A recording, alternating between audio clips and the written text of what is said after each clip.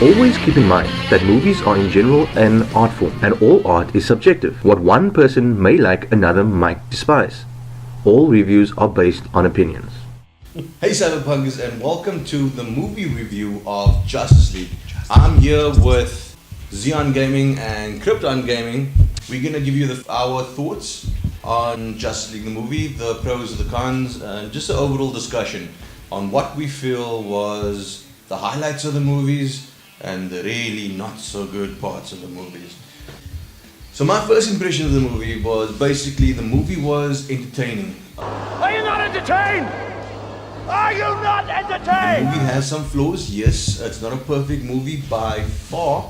There was a lot of flaws in the movie, but overall it was a thoroughly entertaining movie. What are you guys' first impressions? Yeah, no, I agree. It was quite entertaining. Well, there were some few issues. We'll get into that a bit later. But yeah, for the most part, it was great. It's set a decent tone for DC and the future DC movies to come. So, highlights of the movie. What do you think was the scene that stood out the most to you? Like your favorite part of the movie? I think maybe the headbutt scene with Superman brilliant, vs Wonder yeah. Woman. That scene was brilliantly done. But in general, the set of scenes for me was the Pet Cemetery kind of vibe. So Yeah. the on-screen dynamic, between the characters was one of the outstanding settings for all the characters. It was brilliantly done. You've got the one scene where Aquaman comes in and they're going to Russia now for the first time united to take on Steppenwolf. Yeah. And he's now opening up his feelings and that because he's sitting on the lasso of truth. Which technically that's not how the lasso of truth works. It has to be wrapped around him. But Yes. nonetheless, it was a brilliant scene. Maybe it was wrapped around a part of him. Yeah. You never know. So you got that. What about that scene with the Flash in the Pet Cemetery vibe when Superman just gets Conscious. Awake. gets brought back? That's right. That was an awesome scene. That was brilliant actually. If you look at the way he's holding the three members, Aquaman, Cyborg and Wonder Woman. He's holding them back, and all of a sudden Flash runs back. He's gonna flank him, and then he's entering the Speed Force, which, by the way, it's completely different to what is if you watch the TV series. Yeah. Speed Force is now red in the TV series, yellow and red. Where on the movie it's now blue. The Speed Force is blue. But that's just a color dynamic. It doesn't really matter. He's about to flank him, and Superman just like looks at him in the corner of his eyes, following Flash, and the look on Flash's face, that look of like, whoa, he's actually following me. And then they have a fight, and he's just trying his best to dodge all the hits, and Yeah. Superman just shots at him all the time, missing, but still, he's keeping up with Flash, Yeah. which was one of the world's fastest man. That was, and also the homage they did to the Superman comic 199, Yeah, with the race. the race Yeah. issue 199, That was the brilliant. world's fastest man. That was also good. There was the in-credit scene as well, to build the whole franchise now. With Okay, that I completely missed it, okay? Yeah, so for The- those the of Lex you who Luthor. didn't watch the movie yet, there's two in-credit scenes, yes. The first one was the race between Superman and Flash, and the second one, after all the credits, you get to see Lex on a boat wearing, another nod to the old Superman movies, wearing the same suit that Gene Hackman wore in Superman movies, the same suit. And all of a sudden, you get another boat coming up, you see a little lasso or bandana floating up, flapping around in the wind, and you see it's Deathstroke. Now, they have a conversation where Lex says, Shouldn't we have a league of our own? Joe Manganiello, yeah, so he was casted as Deathstroke, but then as the months went past, the creative differences, Ben Affleck was taken off. Warner Brothers said that Ben Affleck left because he wants to concentrate on his acting and not directing only. yeah. That's what Warner Brothers said. But you can see he's very despondent on playing the roles, and most of this problems is the people, the critics, that's giving unfair criticism to brilliant movies like Man of Steel. Man of Steel, Batman vs Superman. Yes, it's not perfect movies, Yeah. right? And I do understand that every movie is open up for interpretation. So what one person might like and another person might not. But when you go all out and attack a movie like that, there's other people that pour their heart and souls in the movie, and that was one of them, Ben Affleck. And you can see he's very despondent with the role. He still wants to play Batman because he's a big Batman fan. He's always been a big Batman fan, and so far he has been the best Batman to date, in my opinion. I agree. Best Batman there, because you got the first time in Batman vs Superman, you got that whole Martha scene that everybody's like all scared to talk about, or everybody hates. It's actually a brilliant display of how well of a detective Batman is. Yeah. Because at that spot, it's not that he's like shocked, like, what? Why are you saying their name? Why are you saying Batman? Okay, that's the Christian Bale Batman voice. But anyway, so like, why are you saying Martha? But it's not that. It's like, that's the point. He's stepping back, and now he's putting all the pieces of the puzzle together. He's a monster, but how can a monster ask to save a life of somebody that's like his? Yeah, he's worrying about Why is he someone else. asking about a human? Yeah, exactly. He has a mother, a human mother, that raised him over here. He has compassion. There's another woman that's saying, don't kill him. A human being that has love for him, lowest loves. And everything else, like all these other, the setups that Lex was behind, putting all the pieces of the puzzle together so Batman will fight Superman at the end of the day. That he put all together, and that's when he realized that Lex is the one behind everything. Because he's a brilliant detective. Yeah. Right? That's Batman. Now, if you watch it for the first time, you're not going to get it. You watch it for the second time, maybe you get it, maybe you don't. But that's the thing about Zack Snyder movies. You have to watch it a couple of times, which is not a good thing because he's not a good storyteller. You call a part. Zack Snyder has flaws. He's brilliant when it comes to fight scenes, but when it comes down to the storytelling, he lacks there. Yeah. And he made the whole Justice League movie, and then he had to leave for personal reasons. And then Josh Whedon came, and Josh Whedon wrapped up the movie. Basically, they cut out 50 minutes of the movie and added other scenes to it. The whole Flash and Superman race that was added to by Whedon. Whedon added that part to make them feel that okay, they're steering this movie to a different ending. Yeah. Like let's not worry about what's gonna build for the rest of the universe. Let's just have a fun part over it. And also that also contributed to one of the cons where the movie does seem a bit rushed. The editing was really badly done. Yeah. It was really badly done. A reshooting. There was lots of reshoots done. That's why when you got this bad CGI Superman stash, Yeah, he the did big keep the lip. stash on for Mission Impossible. Yeah. So he couldn't really shave it off. So what they did was they CGI'd it. But what I can't understand is you got a movie like Fast and the Furious, where a dead guy was on. Okay, sorry, Paul Walker, who was passed. Yes. You get sensitive people around that. All miss him.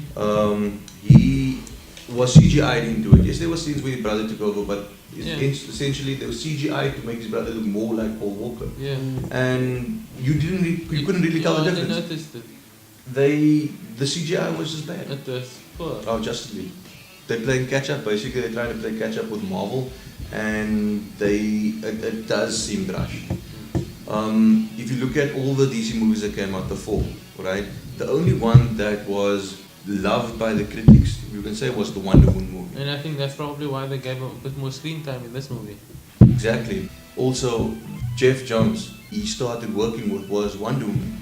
It wasn't a Snyder movie. You can see when he has his hand in the pool of things, the product you get, and maybe that is one of the flaws. Snyder, as a storyteller, he lacks in certain parts. Yeah. The direction of where DC's go, Warner Brothers going with the DC cinematic universe. If you look at there's a lot of scenes in this Justice League movie that was cut out. One of the scenes was the battle scene between when Steppenwolf first came through, and he versed against the Amazonians, the old gods, which is, you saw the guy with the lightning bolt, that was Zeus. Yeah, supposedly Zeus. You got the lanterns in there, and you got one of the lanterns rings flying off. Um, just a snippet quickly, just a little. That is not an homage or anything to do with Hal Jordan because this is thousands of years ago, before Hal was actually born. So it's not a nod to Hal Jordan at all. So then when Steppenwolf comes back, he talks about yes, your old gods are dead. There are no lanterns. There are no Kryptonians. That was cut out. That of the was movie. cut out. I was looking for that. That was cut out. No lanterns. No Kryptonian. Just on that topic, there was lanterns fighting in that war. Lanterns do exist. Yes. They exist in that in the cinematic universe because there's going to be a Green Lantern Corps movie coming out. Okay. But over here you're gonna have two Earth Lanterns. You're gonna have Hal Jordan and John Stewart together within the same setting. So which would be nice to see because hopefully they don't cast Ryan Reynolds as I don't think the same movie. Casting. Because he's tied with Marvel, Yeah. number one. Mhm. Deadpool, brilliant Deadpool by the way. But his Cool acting cameo. style, it would be more suitable for Kyle Rayner than a Hal Jordan character. Personally, okay, he's too old to play the role, but he would always be the best Hal Jordan for me because he's the voice actor for it, Nathan Fillion. Okay. He looks the part, even though he's old right Yeah. now. For those who doesn't know who's Nathan Fillion, it's the guy from the series Castle. Yeah, so basically they're gonna bring out the Corpse movie. They're gonna have this Aquaman that's coming up next. We're gonna see now more of the backstory of Aquaman. Because William Dafoe's character was cut out of the Justice League movie. His character was supposed to be inside of Justice League, but it got cut out. Basically, the tie-in with Aquaman and how he fits in within the Atlantis. Following that, you got Aquaman movie. There'll be another, depending on how well this movie does, they'll bridge over to another Man of Steel movie or Superman movie that will come out. Heard about the Man of Steel. That was supposed to come out a while ago, but then it was shrugged to the side because of critics and how the movie actually done. Then you got the new Wonder Woman movie is gonna come out again because they still have to touch base on some of the old gods again. As Steppenwolf said that your old gods are dead and the new gods, basically he's talking about Darkseid and them. They were also not in this movie, and I doubt they're gonna bring that in Justice League 2. I think Justice League 2 would be more of Lex Luthor forming up the Injustice League, which makes sense. You get your counterparts, the counter villains to the heroes. What they could also do, which would be brilliant, is Tower of Babel. If they can do a Tower of Babel within that setting as a Justice League movie, that would be the best take for them to do right now because it's Batman. Batman's a central part of it, and what is Batman's biggest flaw, but he will say it's not a flaw. It's basically his paranoia, and he has contingency plans for each member and how to defeat them if they ever go rogue. Which shows the detective ability and how clever actually Batman is. They never done the Flashpoint paradox, and there were scenes within Justice League that was cut out. The Iris West scenes, him saving Iris, the whole slow-mo where she falls, the car flips over, and he's about to save her. He saves her, brings her down, puts her down there, and then speeds off again. Those scenes were cut out of the movie, so you'll have in the Flash movie, you'll have an introduction to Iris West, his backstory. His father's still stuck in prison, we saw inside of Justice League. That just shows that they are going to be touching base on that. They won't put it in the movie without a reason. So the reason's probably going forward with the Flash paradox. He has to try to rectify the wrongs and then trying to go back, and that's when you get the Reverse Flash, which could be also one of the members of the Justice League. Do you think they're gonna those scenes are they gonna keep release those scenes? Those scenes are going to be released as deleted scenes off on the DVD box. But we're not going to get like a Zack Snyder cut or anything soon. Yeah. We're not going to get the thought behind it, where Snyder was actually going to go, because there was a scene with Clark's funeral, the dirt rising with the coffin that had no tie-in with this movie. There was The scene in the trailer where Wonder Woman faces off inside of the nuclear plant. In the trailer, you got Aquaman and Cyborg with her, but in the movie, they were CGI'd out, so they're not in there. It's a solo fight. So there was a lot of things like they redid the movie because Steppenwolf wasn't supposed to be the final villain, and that came out in the movie because he was too weak of a villain. And it was completely CGI. Which we could actually do better with practical effects. If you use practical effects, you will have a better end product with Steppenwolf. Yeah. Because there wasn't much things you need to CGI over there. You can just put prosthetics on the guy's face and he would look better. Overall, any ratings? How would you rate this movie? I would give it 8.75. 8.75. 8 for me. I was going with 6. Okay. The movie had a lot of flaws. If you look at all the other movies that came out, Justice League is like an Avengers movie, so if you look at it, compare it with Avengers, you can see Josh Whedon had his hand in the movie as well, because the same problem with Age of Ultron, the villain, the same problem with most of Marvel's movies, the villains is very weak. Yeah, villains are too weak. Very weak, and this came out in this movie. Superman itself, you didn't actually need him in the movie because all the other Justice League members could have taken out Steppenwolf. Superman was just playing around with Steppenwolf like a little bitch, just hitting around there. He leaves, goes saves a couple of people. Flash that's actually a nice scene where Flash is running, pushing the van, the Bucky, and Superman comes with a whole bully on his shoulders flying through. So that was just a fun thing. They made the movie fun. It was enjoyable. There was laughs, and what this movie did, and if you want to make comparisons, what this movie did, what the Avengers didn't do that well, was the chemistry between the characters. Yeah. Even the chemistry between Clark Kent and Lois Lane. That was better, it's improved. And the whole Diana, Wonder Woman and Batman, the whole love-hate triangle type of thing. There is, I was thinking maybe they would go with Wonder Woman, Superman, because they hinted on that at the beginning. But obviously, if we ever do get a Justice League, Injustice movie or bridge to it, like what happens if Superman loses everything and he does go completely off his rockers, and because remember in Justice he punches a hole through Joker and rips his heart out. Yeah. That, I don't think you're gonna get that dark and gritty in DC anytime soon because of the critics, but it will translate really well. You got Deadpool, which was R-rated R, that was bloody. You got Wolverine, the Logan movie, that was also rated R, and it done really well. You can get away with a certain amount of violence.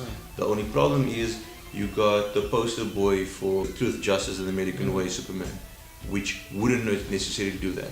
And a lot of people that know Superman that's not comic book fans, they see what they see on the animated series, they see what they see on the movies that was the predecessor movies. So you don't see the dark part or what can happen. The closest you got was the Red Kryptonite in Superman 3. That's the closest you got to the split between good and evil Superman, which wasn't really evil. It was more like ambitions being stripped away, not really caring much about saving people, more caring about himself than anything else. So yeah, so it would be awesome to see something that dark come through. I'm not saying I'm a fan of only dark and gritty, but I'm a fan of Marvel. I love everything the same. My favorite Marvel movies by far would be the Captain America movies. Winter Soldier for me was the best. I love Bucky as a character. I love those broken characters that eventually become more. So yeah, Justice League, brilliant, entertaining movie with flaws. So that's it for today. We will be back for the next upcoming Geek Flick. Star Wars? Star Wars. We'll do a Star Wars cover as well. Yeah, why not? Okay. Okay, guys.